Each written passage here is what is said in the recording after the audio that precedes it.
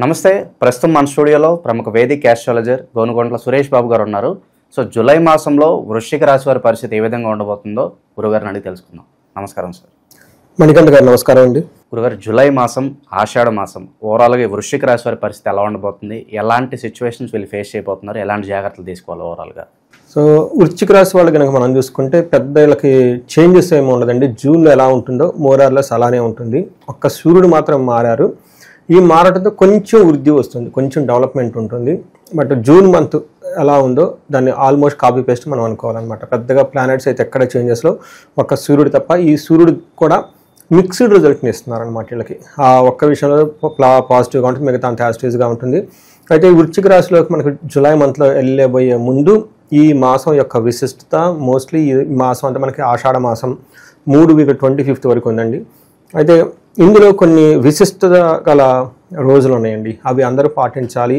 వాళ్ళకున్న బాధలు ఈతి బాధలన్నీ తీసేసుకోవాలని చెప్పేసి నేను కోరుకుంటాను. ఒకటి మనకి ఆషాఢ నవరాత్రి ఉన్నాయండి. ఇది జూన్ 26 నుంచి జూలై 4 వరకు ఉంది. ప్రతి ఒక్కళ్ళు ఖచ్చితంగా ఈవినింగ్ టైం 8 తర్వాత కనుక పూజ చేసి అమ్మవారికి ధూపం వేసి తలుచుకుంటే వాడికి భార్యాభర్తల మధ్య డైవర్స్ కేసులు అయిపోయి ఎటు తేలకుండా ఉన్నాయండి, తేలుతూ ఉంటాయండి. రెండోది రియల్ ఎస్టేట్ రిలేటెడ్ ప్రాబ్లమ్స్ ఎవరైనా కనుక ఫేస్ చేస్తుంటే వాటి నుంచి బయటపడతారు. తర్వాత అగ్రికల్చరల్ ఫార్మర్స్ ఎవరైనా కనుక ఉంటే మంచి ప్రొడక్షన్ రావడానికి ఈ అమ్మవారిని కనుక పూజిస్తే వస్తుందండి. ఇవి ఆషాఢ నవరాత్రులు అందరూ సెలబ్రేట్ చేసుకోవాలని చెప్పేసి నేను కోరుకుంటున్నాను. తర్వాత గురు పూర్ణిమ ఉందండి. అది మనకి జూలై 10th గురు గ్రహం అనుకూలంగా ఎవరికైతే లేదో వాళ్ళు కనుక ఆ రోజున సద్వినియోగం చేసుకొని గురువులు పూజ చేసినా కానీ, ఆశ్రమాలు మఠాలు విజిట్ చేసినా కానీ చాలా పాజిటివ్ ఎనర్జీ వస్తుంది. తర్వాత మనకి తులాఏకాదశి కూడా ఉందండి జూలై 1st. ఇంట్లో కంటిన్యూస్గా ఏదో ఒక ప్రాబ్లం వాళ్ళు ఫేస్ చేస్తుంటే ఈ ప్రాబ్లం అయిపోయింది, ఇంకొక ప్రాబ్లం అయిపోయింది, అలా చైనా ప్రాబ్లమ్స్ అన్నీ ఒక ఇంట్లో తిరుగుతూ ఉంటే బయట ఏంటన్ని ప్రాబ్లమ్స్ వాళ్ళు ఫేస్ చేస్తుంటే తొలి ఏకాదశి రోజున ఇంటిలో మహాన్యాసపూర్వక ఏకాదశి రుద్రాభిషేకం చేయించుకొని వేద ఆశీర్వాదం ఫ్యామిలీ మెంబర్స్ మొత్తం కనుక తీసుకుంటే ఈ ప్రాబ్లమ్స్ బయటపడే అవకాశం ఎక్కువగా ఉంది.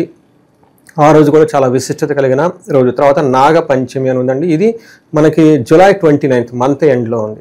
ఎవరికైతే కనుక వివాహంలో కనుక ప్రాబ్లమ్స్ ఉన్నాయి, సంతాన విషయంలో ప్రాబ్లం ఉంది, వీటికి సంబంధించిన వాళ్ళ సమస్యలతో ఉంటే ఆ రోజు కనుక చక్కగా భక్తితో కనుక సెలబ్రేట్ జరుపుకుంటే వాళ్ళకు కూడాను ఆ ప్రాబ్లం నుంచి బయటపడతారు. ఇవన్నీ గోల్డెన్ స్టాండర్డ్ ప్రాక్టీసెస్ అనాదిగా వస్తున్నాయండి. ఇప్పుడు సెలబ్రేట్ చేసుకుంటే చాలా బాగుంటుంది. తర్వాత మనకి గ్రహస్థితి కనుక చూసుకుంటే ఇందులో వృశ్చిక రాశి వాళ్ళకి విశాఖ 4 పాదం, అనురాధ 1, 2, 3, 4 పాదాలు, జ్యేష్ఠ 1, 2, 3, 4 పాదాలు అంతా మనకి వృశ్చిక రాశిలోనే ఉంటాయి. పేరు బలంగా మనం చూసుకుంటే వీళ్ళకి తో, నా, నీ, ను, నే, నో, యా, ఈ, యు అన్నంతా కూడా మనకి వృశ్చిక రాశిలోనే ఉంటాయండి. సో మనకి గ్రహస్థితిని బట్టి కనుక చూసుకుంటే మనకి సూక్ష్మ గోచారం, లఘు గోచారం అన్న కాన్సెప్ట్ కనుక మనం చూసుకుంటే వీళ్ళకి చాలా విషయాల్లో చాలా ఛాలెంజెస్ ఉంటాయి అన్నమాట. ఒకటి, సూర్యుడు వల్ల ఇళ్ళ చుట్టూ ద్వేషపూరితమైన వాతావరణం ఉండే అవకాశం ఎక్కువగా ఉండి ద్వేషిస్తూ ఉంటారు. 8వ ఇంట్లో కుజుడు ఉండటం వల్ల అది మళ్ళీ ప్రొఫెషన్ మ్యాటర్స్లో ఇబ్బంది పడే అవకాశం ఎక్కువగా ఉంటుంది. 9వ ఇంట్లో బుధుడు ఉండటం వల్ల విఘ్నాలు కలిగే అవకాశం ఎక్కువగా ఉంటుంది. రాహు, కేతువులు, గురువు, శని అన్ని గ్రహాలు కొంచెం వీళ్ళకి ప్రతికూల పరిస్థితులను పెట్టుకొని ఉన్నాయి కాబట్టి కొంచెం జాగ్రత్తగా ఉండాలి. నాకు రీసెంట్గా వచ్చిన ఫోన్ కాల్స్లో సాఫ్ట్వేర్ ఎంప్లాయీస్ అయితే ప్రాజెక్ట్ అయిపోయిందండి, కొంచెం ఇబ్బందిలో ఉన్నారు, ఒక చోట నుండి ఇంకో చోటకి ఏమంటారంటే ఇష్టం లేని పనికి కంప్లీట్ డిఫరెంట్లీ వేయటము, ఇలా వృశ్చిక రాశి వాళ్ళకి పర్టికులర్గా ప్రొఫెషన్ మ్యాటర్స్లో ఇబ్బందులు ఆల్రెడీ ఫేస్ చేస్తూ ఉన్నారు. అలాంటి వాళ్ళకు కూడాను కొంచెం జాగ్రత్తగా ఉండాల్సిన టైం ఇది. సూర్యుడు 9వ ఇంట్లో ఉండి రజతమూర్తిగా ఎంటర్ అవుతున్నాడు, స్ట్రాంగ్గా ఎంటర్ అవుతున్నాడు. ప్రాబ్లమ్స్ ఉంటాయి కానీ ఆ ప్రాబ్లమ్స్ మేనేజబుల్, కంట్రోలబుల్ రేంజ్లో ఉండి వీళ్ళు వాటిని కంట్రోల్ చేసుకోవచ్చు. బట్ ఓవరాల్గా సన్ చిన్న ఇబ్బందులు ఉన్నా మంచి చేస్తున్నాడు మనం చెప్పుకోవాలన్నమాట. మనకి సంస్కృతంలో మహర్షులు ఏం చెప్తారంటే సూర్యుడు 9వ ఇంట్లో ఉండటం వల్ల నిందాపరాధ కలహం, నిర్దోషచ్చ, ధనక్షయ, పుణ్యలాభార్థ నాశచ్చ, విచారో నవమే రవి అని మనకు చెప్తూ ఉంటారు. 9వ ఇంట్లో కనుక సూర్యుడు ఉంటే ఏమవుతుందంట, నిందాపరాధ అంటే వీళ్ళ గురించి ఎలాంటి దోషం లేకపోయినా కానీ ఎవరో ఒకళ్ళు వచ్చేసి వీళ్ళు నిందిస్తూ ఉంటారు. మీరు తప్పు చేశారు, అది ఎందుకు చేశారు, ఇది ఎందుకు చేశారు, పాపం వీళ్ళు ఇన్నోసెంట్ ఊరికే వీళ్ళు అనేస్తూ ఉంటారన్నమాట. గొడవలు రావటం. తర్వాత నిర్దోషి, వీళ్ళు తప్పు లేదు కానీ వీళ్ళ మీద దోషం పడుతుంది. సో నువ్వు ఏదో తప్పు చేసావు, గిల్టీ చేసావు అని చెప్పేసి అంటూ ఉంటారు. ధనక్షయం, విపరీతంగా ధనం కోల్పోతూ ఉంటారు. పుణ్య లాభార్థాన్ని ఆశించారు. ఏదైనా పుణ్యకారం మంచి ఉద్దేశంతో చేస్తూ ఉంటే దాంట్లో వీళ్ళకి రిజల్ట్ రాక ఇబ్బంది పడే అవకాశం ఎక్కువగా ఉంటుంది. బట్ ఈ ప్రాబ్లమ్స్ అన్నీ ఏ రేంజ్లో ఉంటాయి అని కంటే వీళ్ళకి ఒక 25% మాత్రమే వీళ్ళకి ఉంటాయి. కాబట్టి వీటిని మేనేజ్ చేసుకోవచ్చు, కవర్ చేసుకోవచ్చు అని మనం తెలుసుకోవాలి.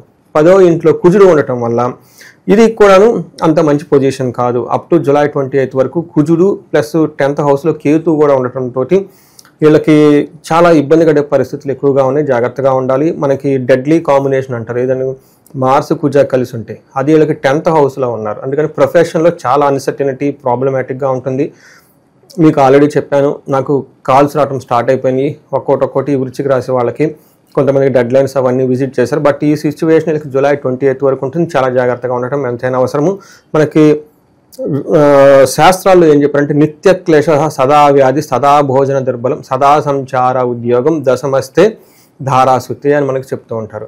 అంటే ఎప్పుడు ఏదో ఒక బాధతో ఉండటం, తర్వాత హెల్త్ కాంబినేషన్ సరిగా లేకపోవటం, టయానికి భోజనం చేయకపోవటం, ప్రొఫెషన్లో సదా సంచార ఉద్యోగం. అంటే వీళ్ళకి కుదురుగా ఉండరు అనమాట. పాపం ఈ టెన్షన్ ఆ టెన్షన్ అటు ఇటు ఉరుకులు పరుగులు పెడితే వ్యయ ప్రయాసలతో ఉంటామా పోతామా ఏంటి అని నిద్ర పట్టకుండా ఉండే అవకాశం ఎక్కువగా ఉంటుంది. ధనం కోల్పోతామనే భయం కూడా వీళ్ళకి ఎక్కువగా ఉండే అవకాశం ఎక్కువ ఉందండి. టోటల్గా మనకి సూర్యుడు కుజుడు సరిగా లేరు. దీనితో పాటు శుక్రుడు కూడాను వీళ్ళకి అంత అనుకూలంగా లేరండి. చాలా మేజర్ గ్రహాలు వీళ్ళకి అనుకూలంగా లేవు. గురువు కూడా అనుకూలంగా లేరు. శుక్రుడు వీళ్ళకి 6వ ఇంట్లో ఉండటం వల్ల ఎలా ఉంటుందంటేనండి, అప్పటిదాకా సౌమ్యంగా వీళ్ళు చుట్టూ ఉన్న వాళ్ళు పెద్ద పుల్లాగా వీళ్ళ మీద గాంట్రేస్తారంట. అందుకని చెప్పేసి ఇది విరోధ శత్రుపీడాం జ్ఞాతీనాంచ విరోధద ఆయాసో ధారాపుత్రై ద్వేషే షష్ఠే భృగునందనే. అంటే ఇంట్లో పిల్లలు పుత్రులు భార్య వీళ్ళతో గొడవ పడుతుందంట. వీళ్ళ ఆయాసం వచ్చేస్తుందంట ఆ గొడవకి. తర్వాత జ్ఞాతీనాం పీడాంచ అంటే శత్రువులు బంధువులతో గొడవలు, శత్రువుల పీడ విరోధము, తర్వాత వృధా ప్రయాణాలు ఇవన్నీ ఎక్కువ ఉండే అవకాశం ఎక్కువగా ఉంది. టోటల్గా ఇంట్లో కానీ బయట కానీ వీళ్ళకు కొంచెం ఛాలెంజెస్ ఎక్కువగా ఉంటాయి. ఈ టైంలో వీళ్ళు కొంచెం ఆధ్యాత్మికంగా ఉండటం చాలా అవసరం. తర్వాత వీళ్ళకి లవ్ రొమాన్స్, తర్వాత స్పౌస్ విషయంలో భార్యాభర్తల మధ్య అన్యోన్యత ఇవన్నీ బాగానే ఉంటాయి. బట్ ఖర్చులు విపరీతంగా ఉంటే అవి శుభకార్యాల గురించి ఖర్చులు పెడుతూ ఉంటారు. సో మనం చూసుకుంటే జూన్ మంత్ కూడా ఆల్మోస్ట్ ఇదే సిచ్యువేషన్ వెళ్ళుకుంది. అది జూలై 28 వరకు ఇది ఆల్మోస్ట్ కంటిన్యూ అవుతూ ఉందని మనం చెప్పుకోవాలండి. ఇక గురుగారు ఈ రాశిలో ఏ నక్షత్రాలు వాళ్ళు ఉంటారు, స్పెసిఫిక్గా వాళ్ళకి ఎలా ఉండబోతుంది ఈ నెల? మనకి విశాఖ అనురాధ జ్యేష్ఠ 3 నక్షత్రాలు ఉంటాయి. విశాఖ నక్షత్రం కనుక చూసుకుంటే వీళ్ళకి పాజిటివ్ సైడ్లో ఈ మంత్ అంతా క్షేమంగా ఉంటారు. తర్వాత ఫారిన్ వెళ్ళే అవకాశం ఎక్కువగా ఉంటుంది. ఛాలెంజెస్ కనుక చూసుకుంటే వీళ్ళకి దరిద్రము, దేహ పీడనము, రోగము అని చూపిస్తుంది. అంటే డిసీజ్ వస్తుంది, వీళ్ళ శరీరం వీళ్ళకి బాధిస్తుంది, డబ్బుకైతే ఇబ్బంది పడుతూ ఉంటారు. తర్వాత అనురాధ నక్షత్రం వాళ్ళకి క్షేమంగా ఉంటారు. ఫారిన్ వెళ్ళాలి అనుకున్న వాళ్ళకి చాలా అనుకూలంగా ఉంటుంది. వీళ్ళకి రోగము, దరిద్రము, దేహ పీడనము అంటే వీళ్ళ శరీరం వీళ్ళని బాధిస్తుంటుంది, ఏదో ఒక రోగం ఉంటూ ఉంటుంది. ఫైనాన్షియల్గా కూడా చాలా ఇబ్బంది పడే సిచ్యువేషన్ ఉంటుంది. జ్యేష్ఠ నక్షత్రం వాళ్ళకి వీళ్ళకి క్షేమంగా ఉంటారు, కానీ అతి భయము, దరిద్రము, రోగము, పరవాసము అని చూపిస్తుంది. అంటే ఒక రకంగా చెప్పాలంటే వీళ్ళకి కొంచెం ఓవరాల్ క్షేమంగా అయితే ఉంటారు, కానీ చాలా ఛాలెంజెస్ మనకి అంగగోచారం ప్రకారం ఇలాంటి గ్రహస్థితి ప్రకారం నక్షత్రం ప్రకారం కూడా చూపిస్తూ ఉంది. కొంచెం మీరు జాగ్రత్తగా ఉండాల్సిన టైం ఎంతైనా ఉందండి. ఓకే గురుగారు, స్పెసిఫిక్గా ఆషాఢ మాసం కాబట్టి ఎలాంటి పరిహారాలు ఈ టైంలో వీళ్ళకి బాగా అవసరం అంటారు? మనం ఫస్ట్ చెప్పుకున్న పరిహారాలు మొత్తం వీళ్ళు కంపల్సరీ చేయాలండి. వారాహి అమ్మవారు నవరాత్రులు వీళ్ళ అదృష్టం కొంది ఈ టైంలో వచ్చిందని నేను చెప్తాను. 9 రోజులు ఎవ్రీడే ½ అన్ అవర్ టైం, అంతకుమించి ఎక్కువ స్పెండ్ చేయడం అవసరం లేదు. చక్కగా అమ్మవారి ఫోటో పెట్టుకోవటం, ధూపం వేయటం, పూజ సింపుల్గా చేసుకోవటం, అమ్మవారికి సంబంధించిన ప్రసాదం పెట్టడం, అలా 9 days కొంచెం ఆధ్యాత్మిక చింతనతో ఉండగలిగితే చాలా ప్రాబ్లమ్స్ పోతాయి. వీళ్ళకి నేనేం చెప్తానంటేనండి, వీళ్ళు ఇంటిలో లక్ష్మీ గణపతి హోమం, నవగ్రహాల యొక్క హోమం జరుపుకుంటే చాలా చాలా బాగుంటుంది. అంతేకాకుండా వీళ్ళ జన్మ నక్షత్రానికి సంబంధించి కూడా జపాలు ఏమని చూపించుకుంటే చాలా బాగుంటుంది. వీటితో పాటు భార్యాభర్తల మధ్య ఈ రాశి వాళ్ళకి జనరల్గా చాలామంది అది మనకి అర్ధాశ్రమ శని కానివ్వండి ఇంకొక రీజన్ వల్ల కానీ భార్యాభర్తల మధ్య చాలా గొడవలు ఉన్నాయి.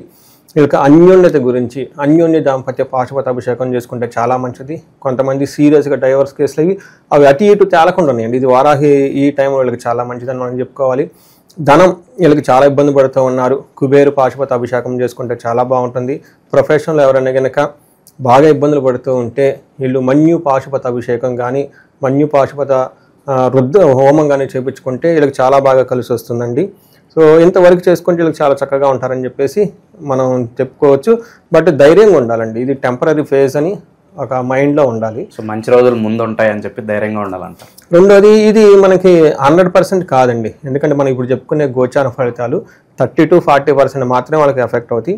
ఇండివిజువల్ జాతకం కనుక ఖచ్చితంగా చూసుకుంటే ఈ రాశి వాళ్ళు మనకు అందులో వాళ్ళ దశ ఏంటి, భుక్తి ఏంటి, ఛాలెంజెస్ ఎటు నుంచి వస్తున్నాయి, ఎంతకాలం ఉంటుంది, మనకి కంప్లీట్గా పిక్చర్ వాళ్ళకి చెప్పొచ్చు. ఓవరాల్గా జూలై మాసంలో వృశ్చిక రాశి వాళ్ళకి ఏ విధంగా ఉండబోతుంది, ఎలాంటి జాగ్రత్తలు తీసుకోవాలి, చాలా బాగా వివరించారు. ధన్యవాదాలు. ధన్యవాదాలండి.